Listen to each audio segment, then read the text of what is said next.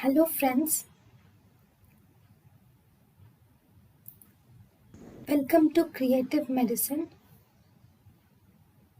In this lecture, we will learn about Then what is Gestermann syndrome? Okay, this Gestermann syndrome is actually a dominant parietal lobe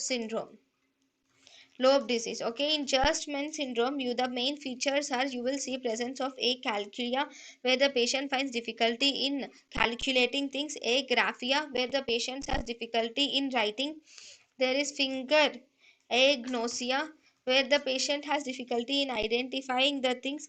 There is also patient also finds difficulty in differentiating between the right and the left side.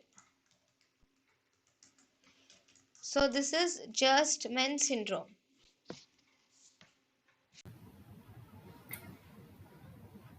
thank you and thank you for watching.